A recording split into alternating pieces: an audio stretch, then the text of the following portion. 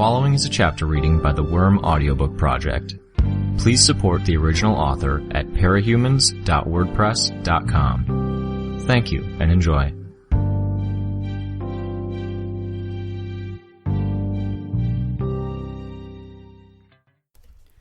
They took a path that kept the fence to their right. It meant that they stayed on the fringe of the Seamerg's power. The volume of the keening song was low as they could hope to keep it. And it meant there was one less cardinal direction that any creatures could approach them from. There were soldiers stationed at the far end of any roads, a ways back from fences, but they weren't taking shots at them. If the soldiers happened to shout at them through a loudspeaker, he considered it a bonus, something to draw others closer. He cursed the heavy clouds of fog and dust that were resulting from the ongoing fighting, and the snow that had evaporated or scattered on a massive scale. It wasn't bad enough that there were monsters prowling around the city, but his key senses were being obscured. He couldn't see more than 100 or 200 feet ahead of him, and the noise, there was no absolute quiet.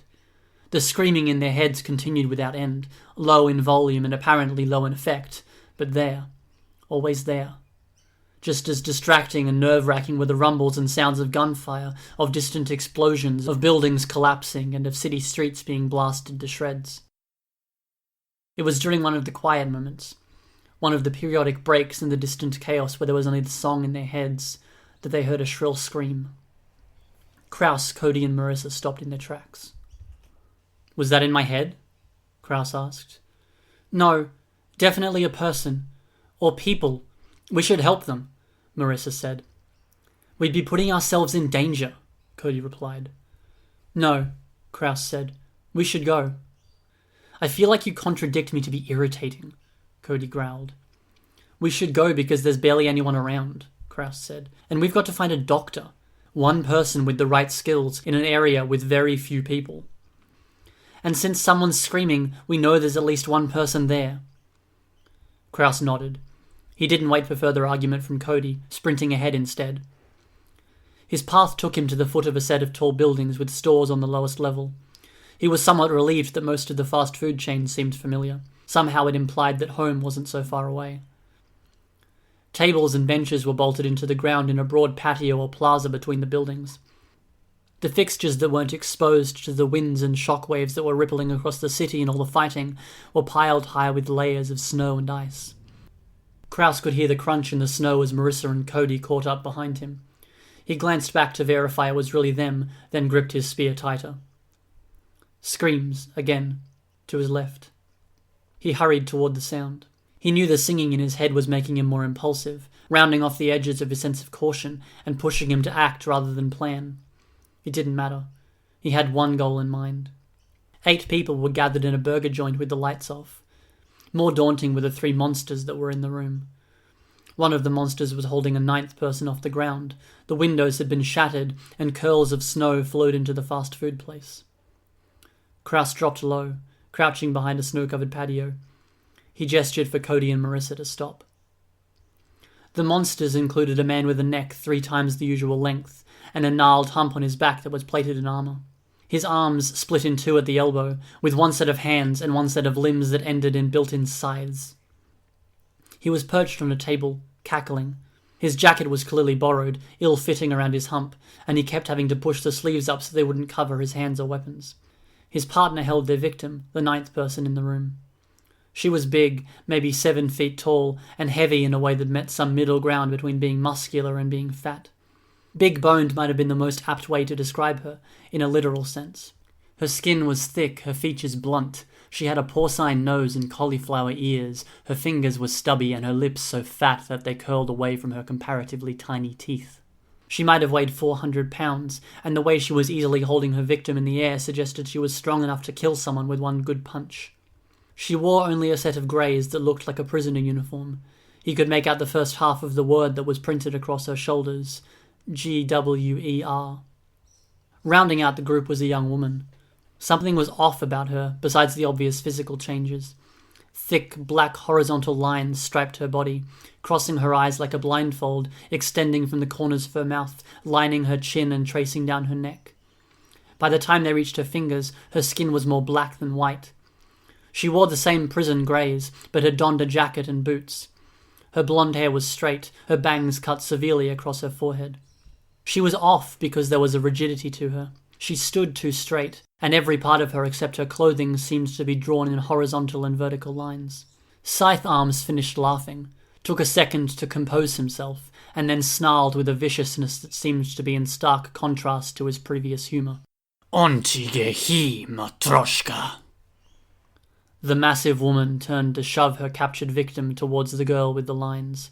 Kraus could make out the rest of the word. Gwerus. Her voice was deeper than any Kraus had ever heard. Gesarika Seji. The line girl spoke in a thick accent. Speak the Anglo? This skin too far from myself for me to remember. Mirzuti, the large woman swore. Egesa say you take her, Matroshka. I cannot. Too far, I will lose myself. Begging you, Gwerus. Gwerus slammed her hand down on the counter next to her, demolishing it. The soft drink dispenser exploded in a spray of fizz and foam. Gwerus looked momentarily surprised, and then the scythe-armed one started cackling. Was that the Egesa that Gwerus had mentioned? Gwerus growled. There are gods, frail one. Many. There are fences and the... what you call them? Transportation. Trucks, Matroshka said. Trucks. They hunt us. They have craft. Burn you by looking at you. Fly. Gwerus's deep voice took on an almost reverent tone. We must escape. We use your craft to do it. Fold us. Fold them. Matroshka glanced at the crowd of people that were huddled by the front counter. Her face was etched with anxiety. A distant rumble shook the city, and her head snapped to one side in alarm. Aufstede, Egesa growled. Egesa says now, Gwerus translated. I guessed that already, Matroshka said. Clever, clever, Gwerus said, with a cruel note to her voice. Should use that clever mind to think. Longer we wait, longer we have to listen to this dream or wail. More time for men hunting us to find us. Cody and Marissa crept closer, until they were beside Kraus. Kraus winced as their feet crunched in the snow, but the monstrous people didn't seem to notice. Matroshka reached out and bent down in the direction of the woman Gwerus had thrown to the ground. Kraus couldn't quite make out the view, but saw a flurry of black and flesh-toned ribbons. When she stood, she had a different face. Her hair was darker, and the lines on her face and hands were thinner. How long? Gwerus asked. To... what is word? Digest, Matroshka said. Her accent wasn't so thick as it had been. Hours? 2 or 3? Can't really remember. Fold into me next, Gwerus said. Then Egesa. Then them. Both Matroshka and Gwerus looked at the huddled captives. But if I take more than 2 or 3 hours to escape, I'll digest you. I'm a soldier, Gwerus spoke. Tough. Hard to eat? Digest, Matroshka said. I don't know. Not sure you can be tough against this. Efeste, Egesa growled. He says... I get it. Fine. Kneel. Easier if I don't have to climb. Kraus tightened his grip on the spear, waited until he saw the ribbons. Then he charged forward. Couldn't afford to wait until that Matroshka woman ate someone with the know-how Noel needed. The window of opportunity was small here anyways. Had to strike while 2 of the enemies were occupied. His boots crunched over snow, and Egesa turned his way, raising one scythe before he even saw Kraus. Kraus drove the makeshift spear into Egesa's side. The shape of the head didn't allow for much penetration, but it did bury itself in the monster's stomach. Kraus had never been in a fight. He'd been punched, but he'd never hit back. Wasn't in him, he thought. How much of this was him, and how much was the song in his head? Was the Simurgh song pushing him to violence where he might have tried to find another way in other circumstances? Or was this what it felt like, doing what had to be done to help Noel? Egesa nearly fell from the table he was sitting on, managed to brace himself, then swung one scythe arm at Kraus. Kraus threw himself backward, tugging on his curtain rod spear. It twisted as it came free, doing more damage on the way out than it had with the initial thrust. Egesa fell to the ground, landing with his knees, 2 scythes in one hand on the ground. His other hand pressed to the injury, where blood was spilling onto the ground.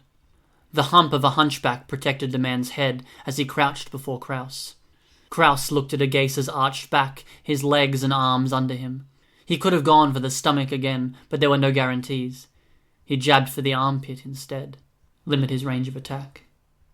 His body hummed with adrenaline, and he felt far, far too calm for what he was doing, as he thrust the heavy metal spear into the base of Agace's arm. This time, he twisted it on purpose, before pulling it free. There was more blood than he thought there'd be with that one. Agace fell over, no longer able to prop himself up. Changing his grip, Kraus brought the spear down like a bludgeon, cracking Agace across the head. When Agace didn't immediately slump over, Kraus hit him twice more. Ende, Agace growled. Kraus swung to hit him one more time. Agace disappeared in a cloud of black smoke that quickly dissipated and the spear hit tile. Kraus glanced around to see if Agace had changed locations. The scythe-armed freak wasn't around. He did see Cody and Marissa looking at him wide-eyed. This next part wasn't going to change that much. "Run!" he shouted at the bystanders. They scrambled to their feet and ran for cover. He advanced on Gwerus and Matryoshka, saw how Gwerus was entangled by Matryoshka, wearing the ribbons like a second skin. Her left arm, completely encased, was compressed to only half the size, almost normal. Gwerus looked too tough to hurt, but Matryoshka, he slashed the end of his makeshift spear into her, and the ribbons of flesh cut and tore. Matryoshka began to pull together, unwinding from Gwerus, and he clubbed her over the head. Gwerus was a bigger problem. The way her skin seemed to be 3 times as thick as normal, at least, and her massive frame, he suspected he wouldn't be able to hurt her with his weapon. No. Kraus made himself stop, took an account of what he was doing. He was getting carried away. He turned to run. A hand gripped the back of his coat, and a scythe blade extended around Kraus's throat. He felt another scythe tap against his spear, tapping again shortly after. He let the spear clatter to the tiled floor. Matryoshka condensed the ribbons into onion-like layers. The cuts and tears he'd made weren't continuous once she was put together. Rather, it was divided into a series of short cuts placed around her face and hands, with more probably hidden beneath her clothes. brave, Gwerus growled. stupid brave. Skulla na breton knappa, Agace muttered, just beside Kraus's ear. Gwerus shook her head.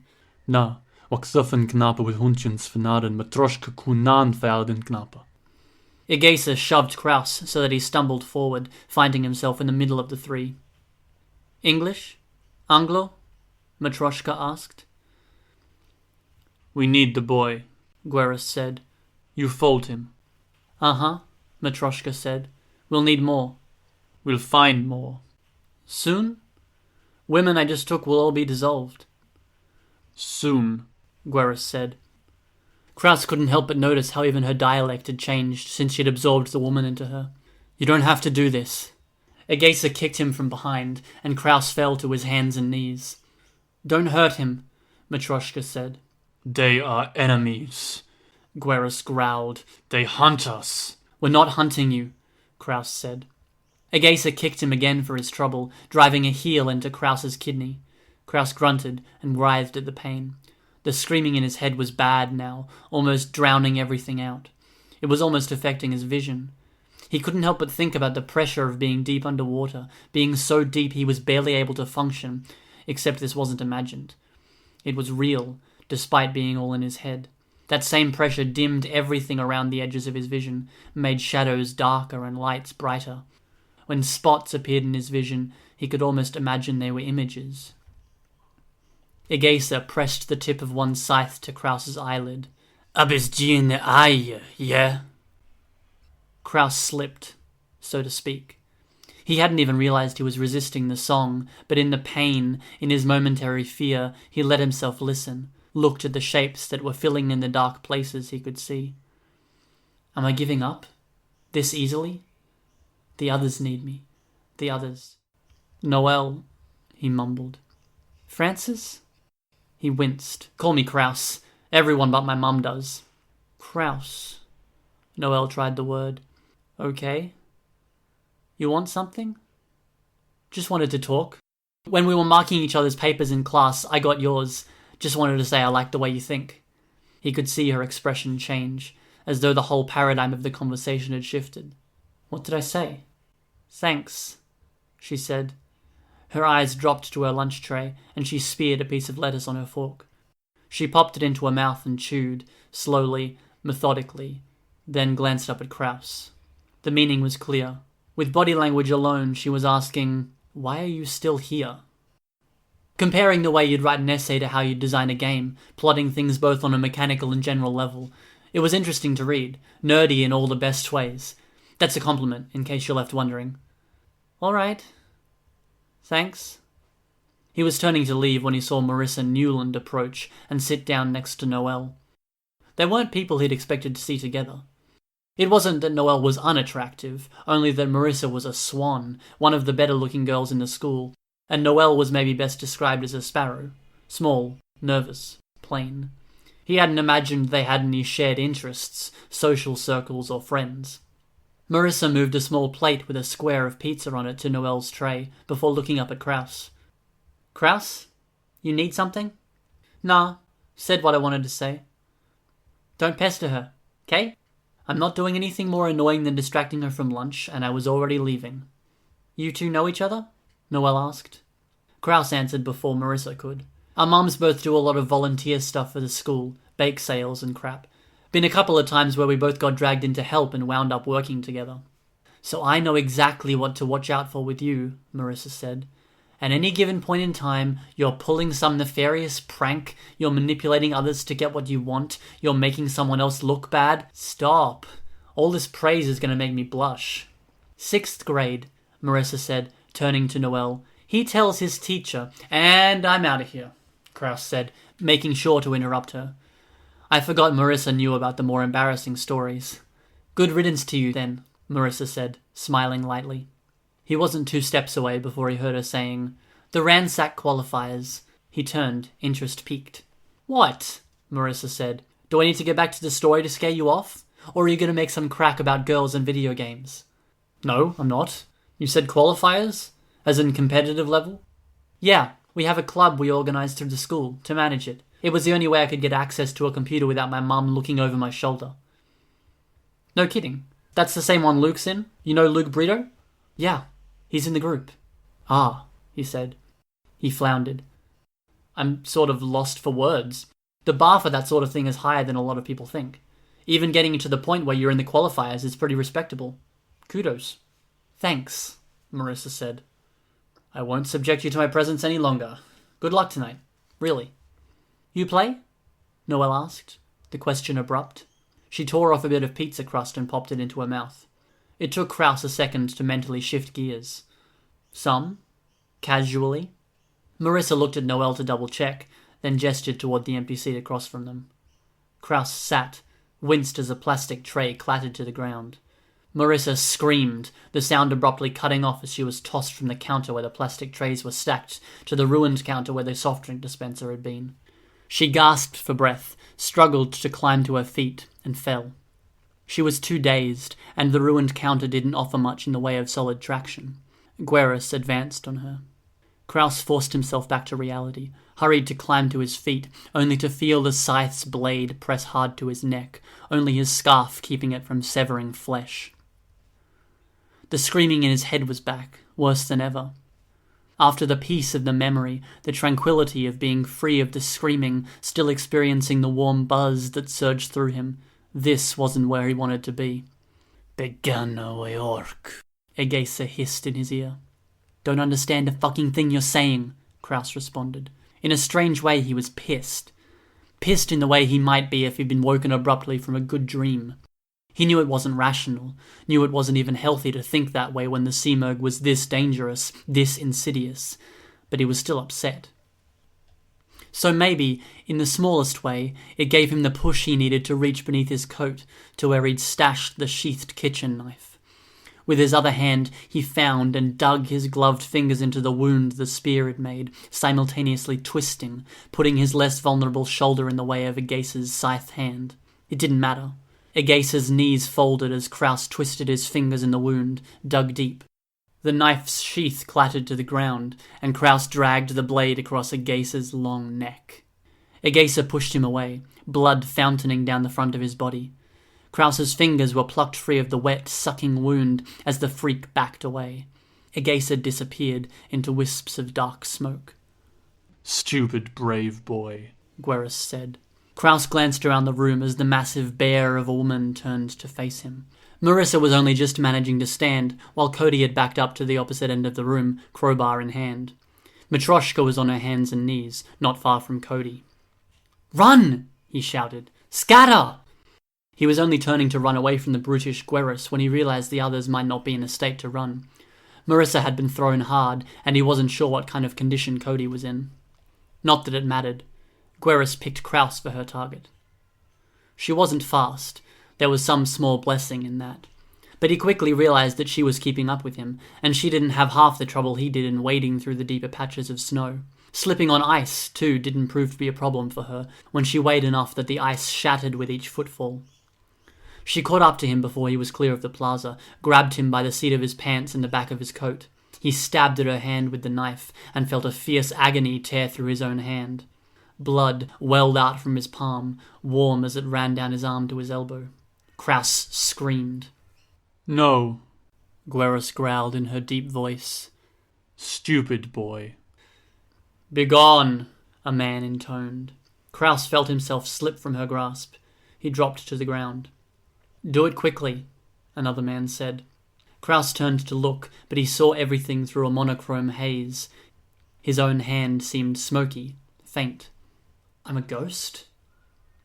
"Any insights, Merdin?" A man in armor spoke. Gwerus backed away as he advanced. A giantess and a man in a suit of gleaming armor. The man twirled a halberd in one hand. "A protective power. I just got a glimpse of the idea behind it. Retribution," the first man said. He was behind the man in armor, wearing a robe. "Her power is based around retribution for damage done." "Damage reflection?" the man in armor asked. "Or does she get more durable as you attack her?" "More likely to be the former than the latter." Krause stood as the man in armor walked up to him, walked past him as though he weren't even there. "I'm stronger than you," Gwerus snarled. The armored man didn't reply. "Why do this? Why hunt us?" Gwerus asked, backing away. The armored man slammed his halberd down against the ground, and smoke billowed around him. A moment later, there was a sound like a gunshot. Gwerus dropped to one knee, one meaty hand pressed to her chest. There was a tink, and she was set on fire, head to toe. The flames were hot enough and close enough to Krause that they could have burned him, should have burned him. But he barely felt the warmth of them, barely felt anything. The Seamerg's scream had faded, and his own wounded hand was little more than a dull throb. "Hey," Krause said, turning to the man in armor. There was no response. "Hey, my friend needs—" "That was reckless," Merdin said, speaking over Krause. "Attacking when we didn't know the particulars of her power." "Two most likely vectors for it," the armored man said, talking as though he couldn't hear Krause. He raised his voice a little to be heard over Gwerus's screams. "Either she needed to see me, or there needed to be some correlation between me and the damage done. Smoke plus a non-lethal bullet works as a test for the first case. Besides, priority one is minimizing interactions, right?" "Yes, but it was still reckless." Krause turned to Merdin. "My friend's dying. Can you help her?" Merdin walked ahead, dismissing the smoke with a wave of the craggy wooden stick he carried.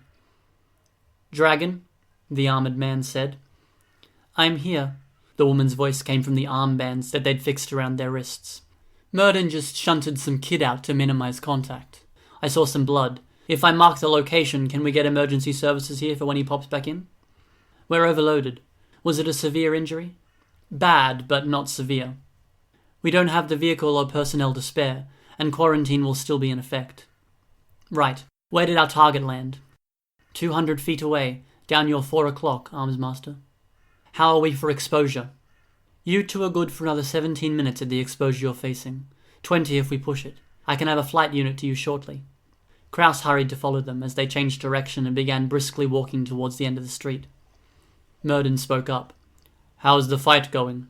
"It goes well, but we can't let our guards down." "No," Merdin agreed. "This is a bad one.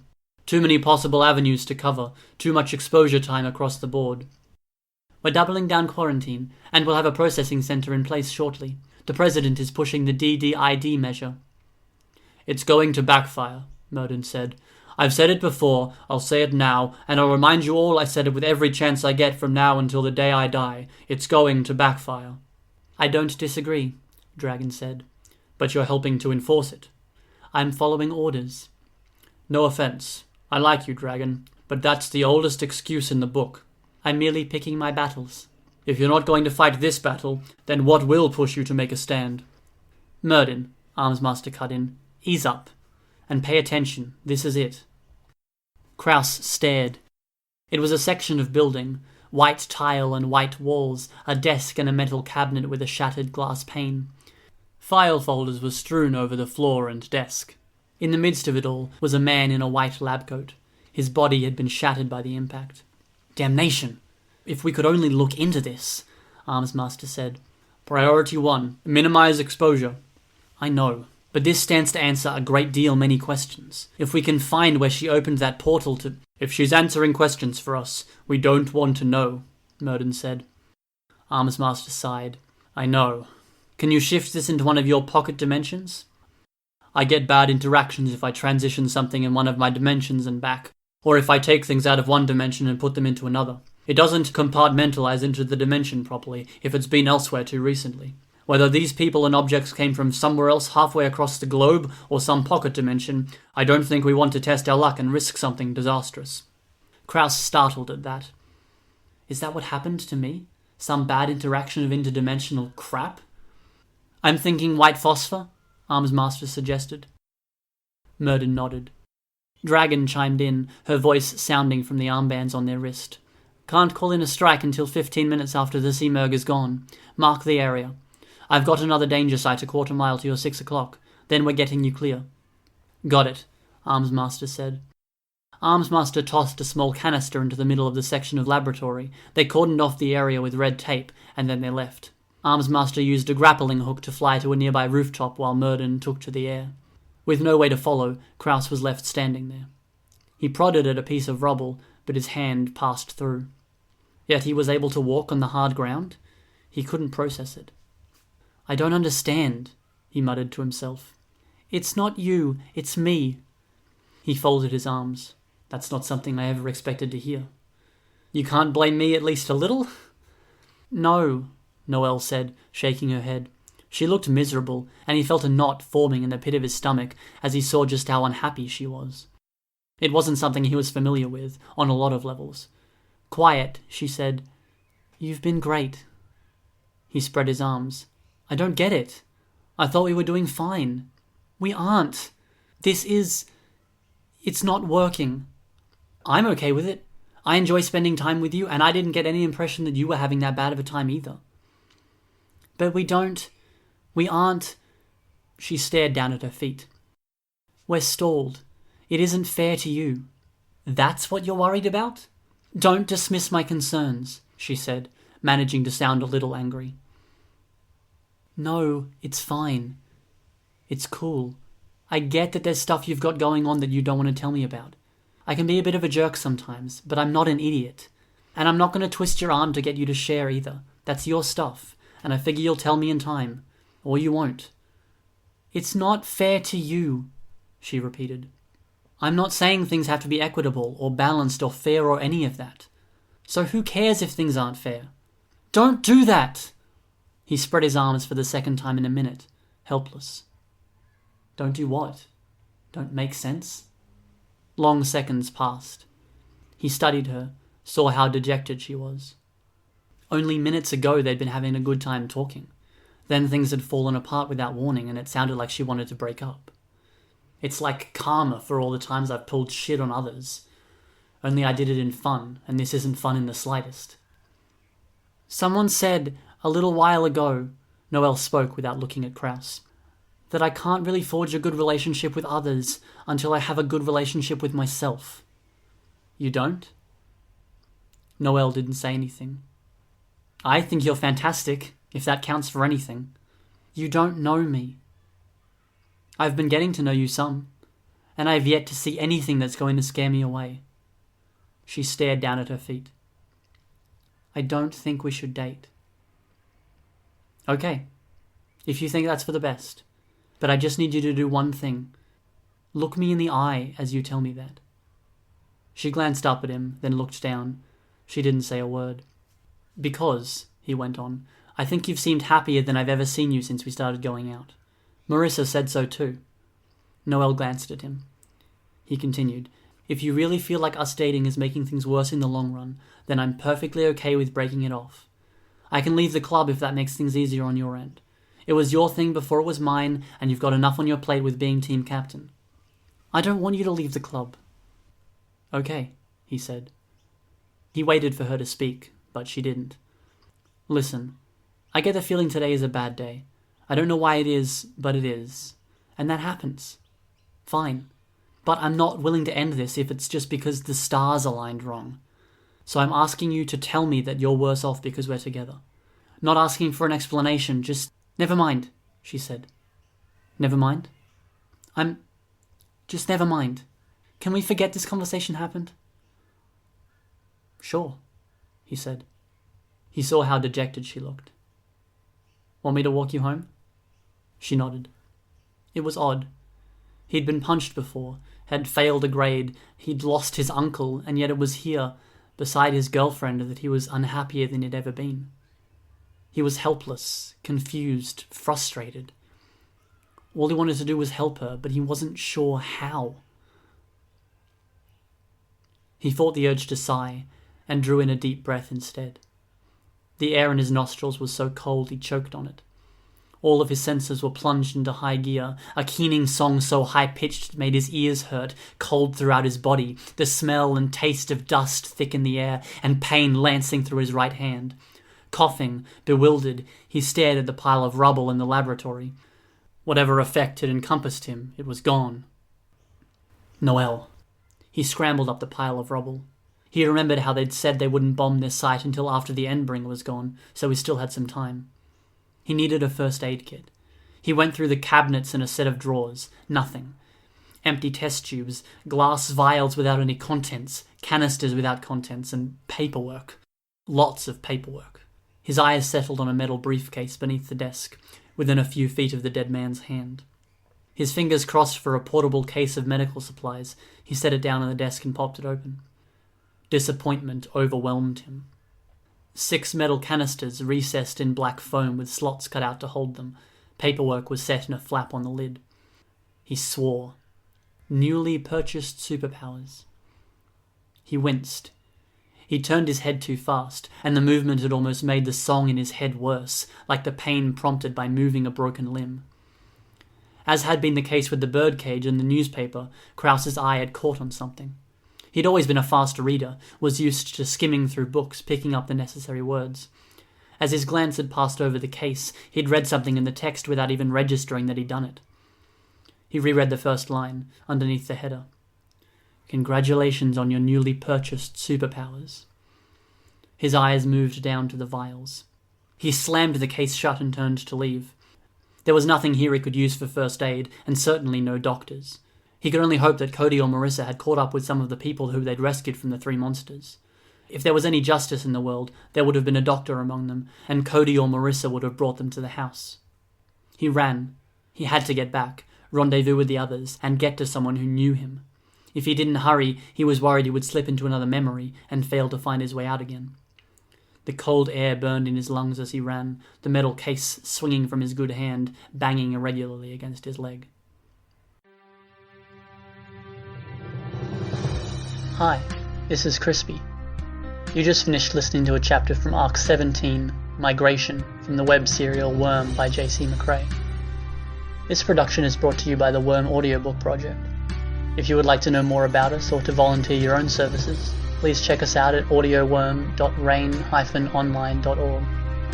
You can download or listen to every chapter directly from our site, or you can find us on iTunes or any podcast app under Worm Audiobook. Thank you for listening.